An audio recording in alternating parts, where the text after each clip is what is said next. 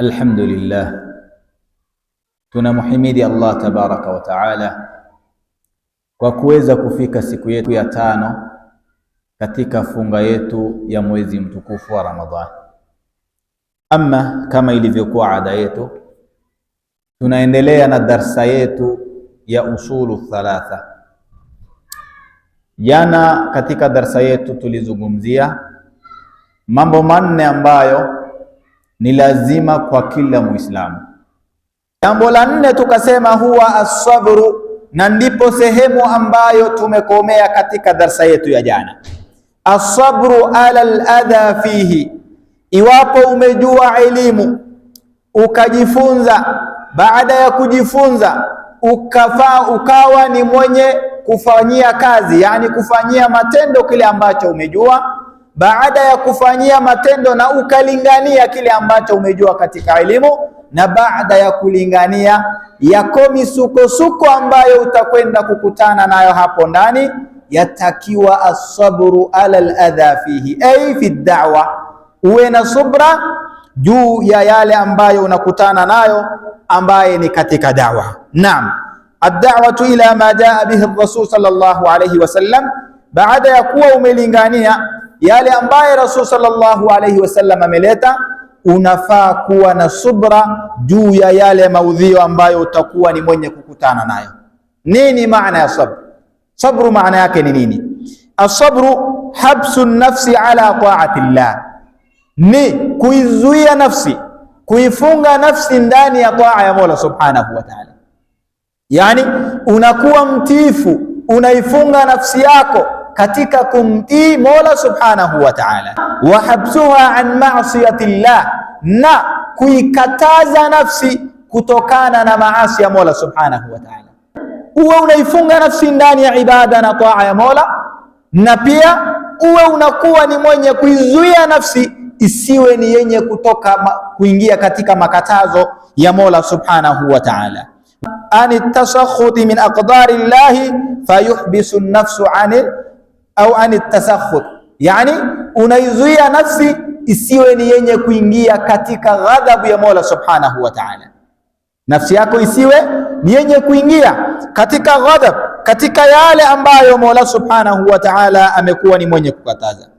Wa yakunu daiman nashiqan fi da'wa, iwapo wewe ni mtu wa kufanya da'wa daiman na abadan, uwe na subra ndani ya ile da'wa unayoifanya. Lianna adhiyatu da'ina ila alkhairi min tabi'ati albashariyya, kumuudhi, kumkejeli au kumdhoofisha yule ambaye anakuwa ni mwenye kufanya da'wa ni jambo la kawaida kibinadamu. Iwapo unalingania kwa khairi, unafanya da'wa kulingania kwa khairi, hakika maudhio na dhiki yote itakuwa ni yenye kukulenga wewe.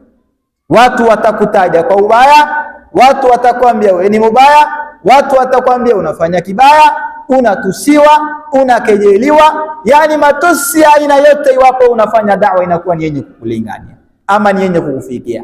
Kwa hivyo hakuna budi wewe kuwa na subra juu ya kile ambacho unakifanya. Naam, tukisema dai sio lazima uwe sheikh. Wewe umekuwa sheikh mkubwa, unatembea, unafanya mihadhara mbalimbali, unapanda mimbar, unatoa khutba. Hapana, hata kile ambacho unakishikilia au kile ambacho kila mmoja ana sekta yake ya dawa. Mwenye elimu analingania kwa sababu ya elimu yake. Naam, mwenye mali analingania na katika da'wa kwa kutumia ile mali yake. Mwenye elimu anatumia ile elimu yake katika kulingania katika da'wa. Kila mmoja ana sehemu yake. Yule ambaye anakuwa na elimu analingania kwa elimu yake. Yule ambaye ana dini analingania kwa kufanya da'wa, kwa kuongea. Ambaye amesoma hii dunia, ameelewa, anafanya sehemu yake, na aliye na mali anatoa mali yake katika da'wa, na yote iko na maudhio ndani yake. Ndio Sheikh akasema rahimahullahu ta'ala, jambo la 4 la muhimu ambaye Muislamu afaa kuzingatia, as-sabru ala al-adha fihi, ni kuwa na subra juu ya yale maudhio ambayo unakuwa ni mwenye kukutana ndani yake. na hii imewakuta mitume salawatu rabbi wa salamuhu alayhi. Mitume wote walipitia shida. Allah tabaraka wa taala anasemaje katika suratul An'am, walaqad kudhibat rusulun min qablik fasabaru ala ma kudhibu wa udhu hatta atahum nasruna. Asema Allah subhanahu wa ta'ala kumwambia Muhammad sallallahu alayhi wasallam, ewe Muhammad, walaqad kudhibat rusulun min qablik, hakika wamekadhibishwa mitume waliokuwa kabla yako. Wote waliotumwa na Allah tabaraka wa taala wamekuwa ni wenye kuudhiwa, wamekuwa ni wenye kukadhibishwa, wakaambiwa wao ni wachawi, wakaitwa majina mbalimbali. Lakini Allah anasema min qablik fasabaru ala ma kudhibu wa udhu, lakini asema Allah walikuwa wamekuwa na subra juu ya yale ambayo wamekadhibishwa kwacho, na katika maudhio waliotupiwa wote wao wamekuwa na subra katika hilo. Laula sabr ma balaghana hadha din, kama ingekuwa sio subra katika da'wa basi tusingefikiwa na hii dini. Baada ya subra Allah anasemaje? Hatta atahum nasruna, Allah anasema mpaka nusra yetu ikawa ni yenye kukujia, wakafikiwa na nusra ya Mola subhanahu wa ta'ala. Kwa hivyo ndugu zanguni, katika da'wa, iwapo mtu anafanya da'wa, lazima anakuwa ni mwenye kupitia katika maudhio mingi. Naam, kullama qawiyatil adhiya qaruba an-nasr, na ufahamu ya kwamba kila maudhio yanakuwa mingi, kila ukejeli kwako inakuwa mingi, ndipo nasra ya Allah subhanahu wa ta'ala inakaribia. Yani usaidizi wa Mola subhanahu wa ta'ala inakuwa ni yenye kukaribia. Maudhio yakiwa magumu, yakiwa yanazidi, unazidi kukadhiwa, unapelekwa pengine serikalini, yani unasubuliwa, naam, unaharibiwa jina yako, lakini pamoja na hilo ukiwa na subra, fahamu ya kwamba hapo ndio nusra ya Allah subhanahu wa ta'ala iko karibu. Walaysa an-nasru mukhtassan bi an yansura al-insanu fi hayatihi, na hakika nusra ya Mola subhanahu wa ta'ala haiwi ni yenye kukosekana katika maisha ya mwanadamu iwapo atakuwa na subra ndani yake. Wayura atharu da'watihi qad tahaqqaq, kila maudhio yanazidi inaonyesha ya kwamba bidii yako ya da'wa inakuwa ni yenye kuongezeka. Naam, kwa hivyo ndugu zangu ni katika iman, fa inna hadha yu'tabaru nasran li hadha ad-da'iya walau kana mayitan.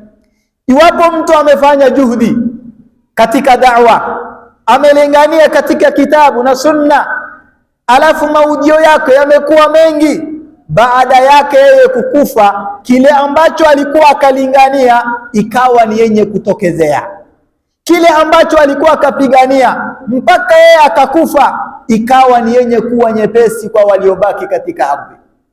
Wallahi, inasemekana ya kwamba hiyo ni nusra ya Allah subhanahu wa ta'ala kwa yule dai ambaye ni maiti yuko kaburi.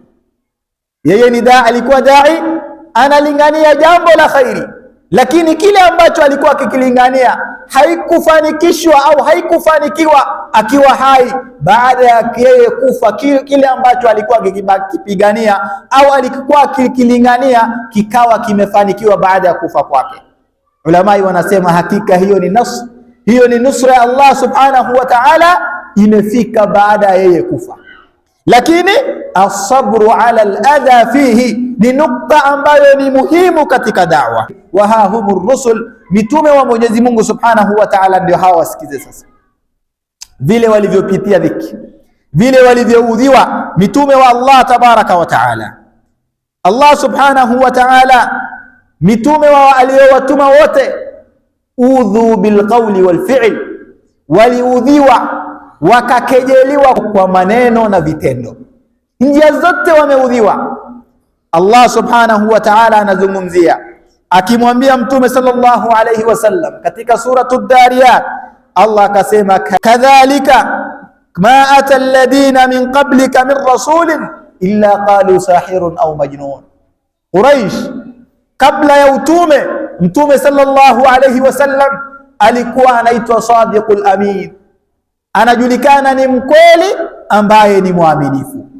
Lakini baada ya yeye kuleta Uislamu, baada ya yeye kuanza da'wa ya kulingania watu katika dini ya Allah, akaambiwa huyu ni mchawi, huyu ni muongo. Kana sadiqul amin, kana sadiqul amin, alikuwa mkweli ambaye anajulikana, alikuwa mwaminifu ambaye anatunza amana yake kabla ya kulingania.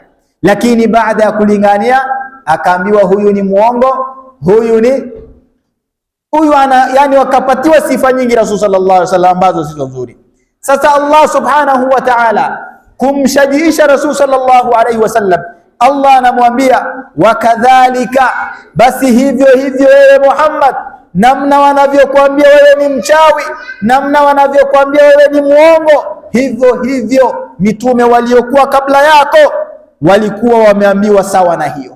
Alladhina min qablika min rasulin, Allah anasema hawakukujiwa na mitume wale umma waliokuwa kabla yako, illa qalu sahirun au majnun, isipokuwa walikuwa wakasema huyu atakuwa ni mchawi au atakuwa ni wazimu, huyu amechanganyikiwa.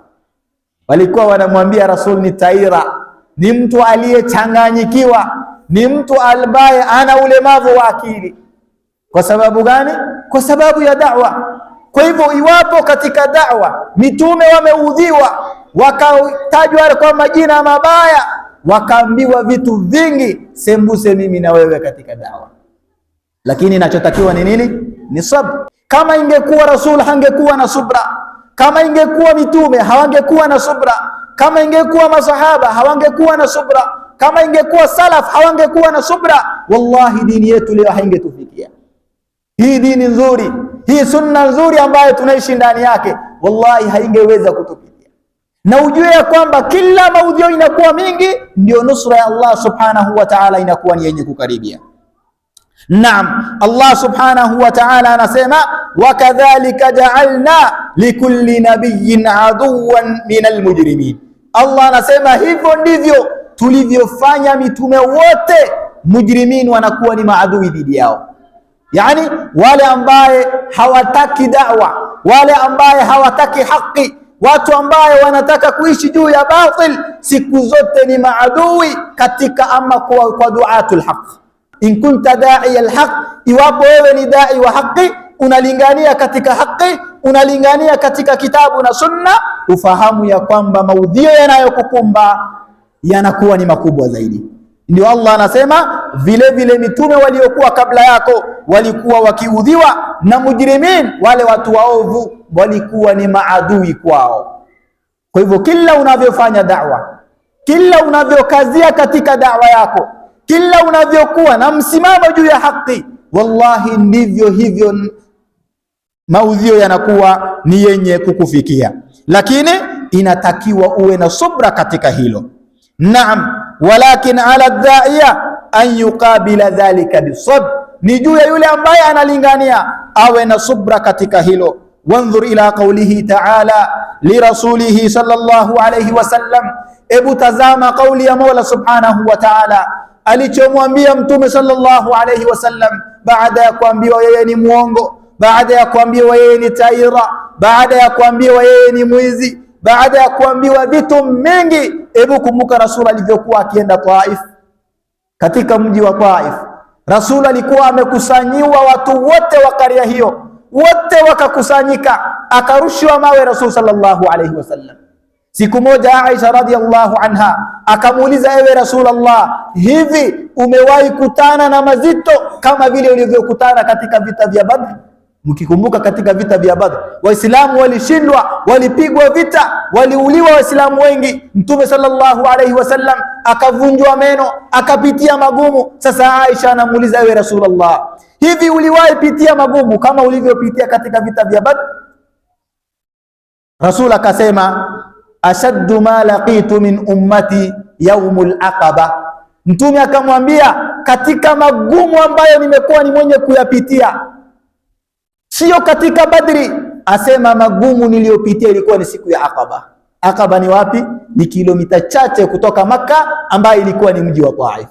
Rasul anasema nilikuwa nimepigwa mawe, nikaenda kwa nyumba ya mtu mmoja, nikafukuzwa kwa mawe, nikagongwa mawe, nikatolewa damu.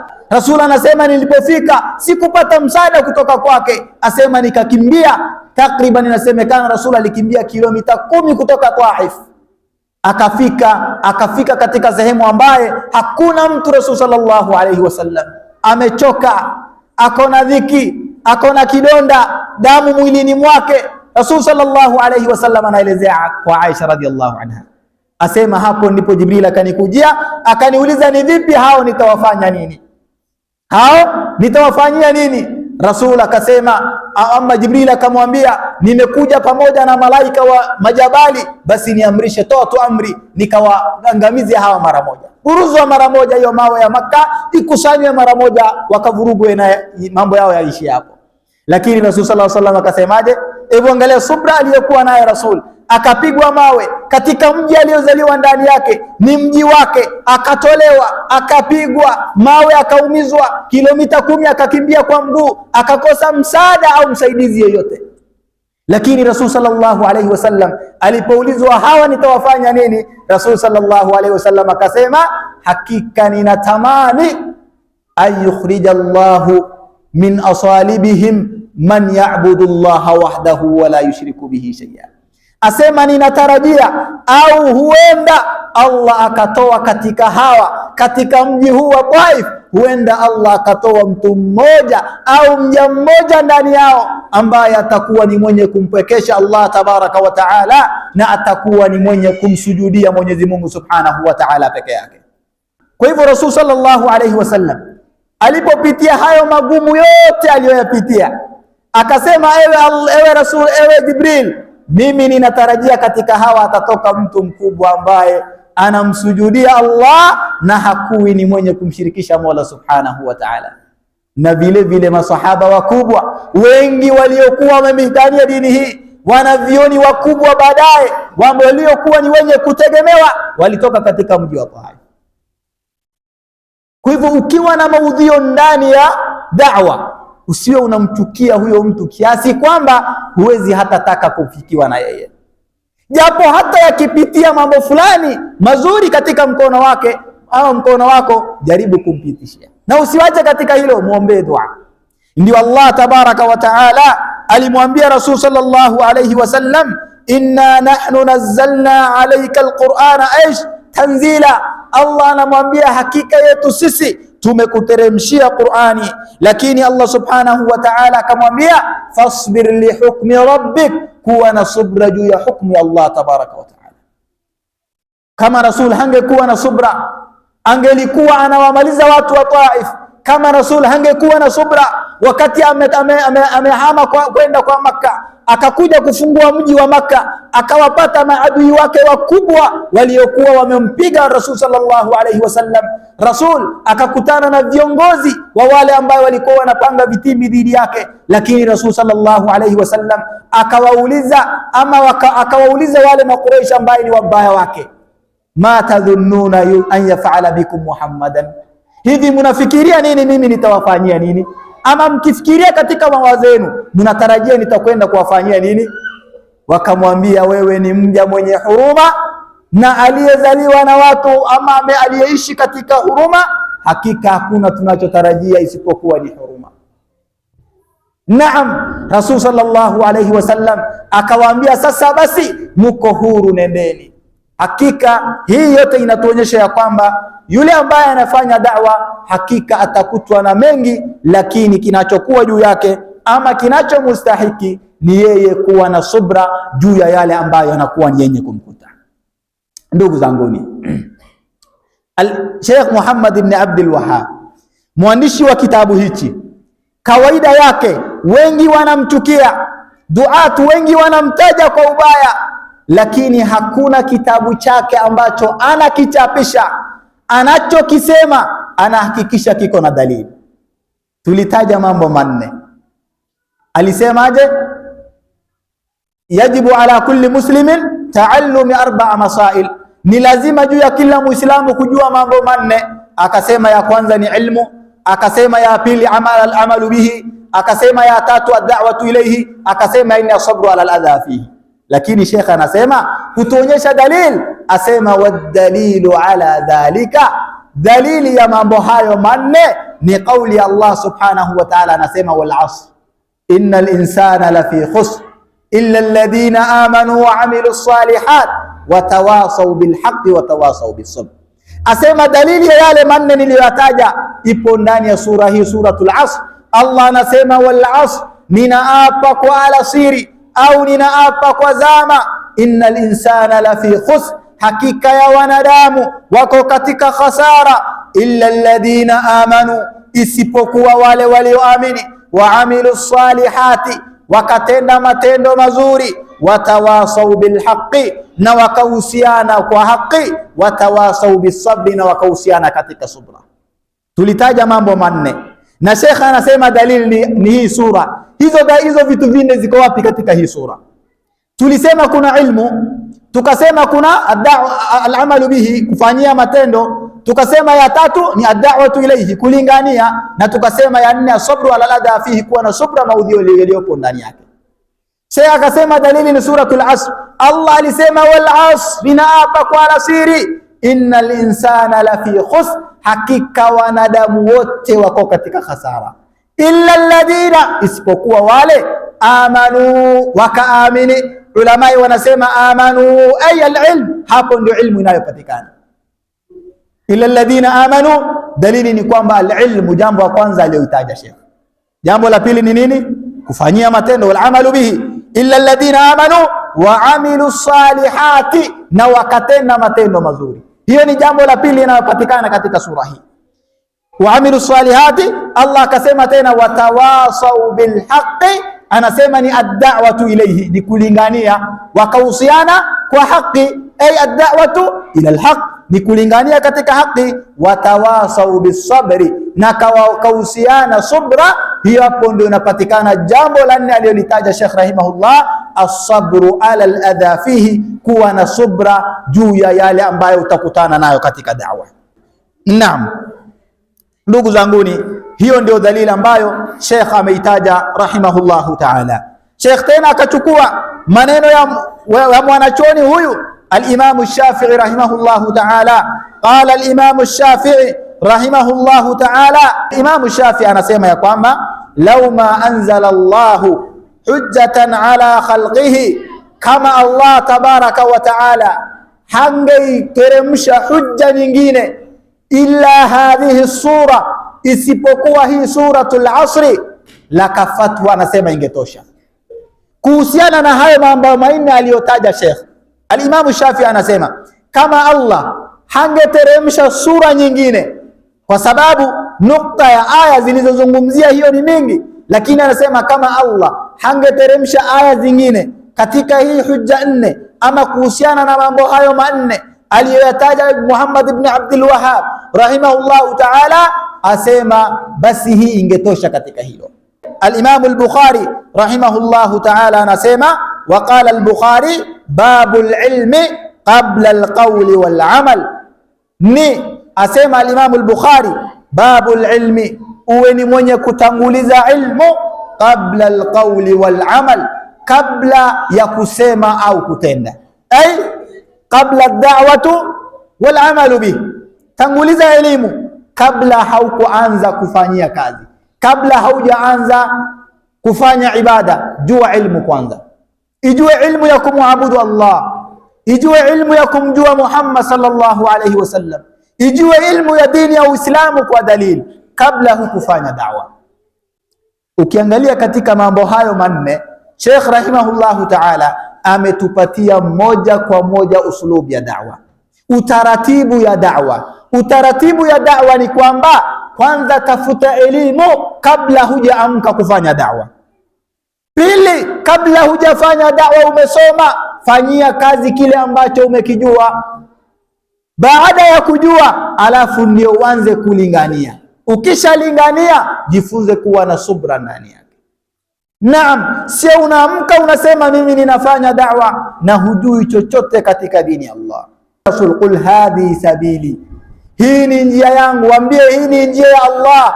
Ad'u ila Allah, ninalingania kwa Mwenyezi Mungu. Allah akasemaje? Ala basiratin, kwa elimu, ay ala ilmi. Ninalingania njia ya Allah kwa elimu. Huwezi kuwa wewe ni dai Halafu unaamka unasimama mbele ya watu, unahudhuria mihadhara, unatoa mihadhara mingi, hali ya kuwa wewe elimu hunayo. Ukiulizwa hukumu kidogo umeshakwama. Inatakiwa uelewe hii dini kwanza kabla hukuwa ni mwenye kuilingania. Hatuna maana ya kwamba yule ambaye hana elimu hana sehemu ya kulingania katika hii dini. Naam, al-Imam al-Bukhari anasema babul ilmi qabla al-qawli wal amal, asema uwe ni mwenye kutanguliza elimu kabla ya kufanya amal au kabla ya kulingania katika ile elimu. Sheikh anasema wadalilu qawluhu ta'ala, asema dalili inaonyesha hilo ni kauli Allah subhanahu wa ta'ala, anasema fa'lam, jua, yani mjue Allah tabaraka wa ta'ala, la ilaha annahu la ilaha, ya kwamba hakuna mola apasaye kuabudiwa isipokuwa Allah, wastaghfir li dhanbik, na uwe ni mwenye kutubia kwa mola wako subhanahu wa ta'ala. Al-Imam al-Bukhari anasema fabadaa bil ilmi qabla al-qawli wal amal. Allah aliposema fa'lam annahu la ilaha illa Allah wastaghfir li dhanbik, anasema ya kwamba fabadaa, ay Allahu badaa, Mwenyezi Mungu ameanza bil ilmi, kwa elimu, qabla al-qawli wal amal, kabla ya matendo na kabla ya chochote kile. Allah anakuwa ni mwenye kuonyesha katika hilo. Kwa hivyo ndugu zanguni, katika elimu hii, katika dini hii tunafaa kuwa ni wenye kulingania tukiwa tumepitia maratib mbili muhimu, ndio tunakuwa ni wenye kulingania. Maratib ya kwanza ni ilmu, wewe umesoma ilmu ndio ufanyie matendo, alafu ndio baadaye unakuwa ni mwenye kuwa na kuifanyia da'wa na kuwa na subra ndani yake. Naam, ndugu zanguni, insha Allahu taala, kwa sababu ya wakati tutakwenda kukomea hapo, lakini siku ya kesho insha Allah akitufikisha, ndiyo tunaanza kitabu yetu rasmi. Tulisema kitabu yetu inaitwa al-usulu thalatha, asli tatu, yani misingi tatu. Hizo misingi tatu ni zipi? Tutakwenda kwanza kuizungumzia kesho, siku ya kesho insha Allahu taala. Hii na ingine tutakwenda kuangalia kesho. Allah tujalie min alladhina yastami'una alqawla fayattabi'una ahsana. Wassalamu alaykum wal afwa minkum.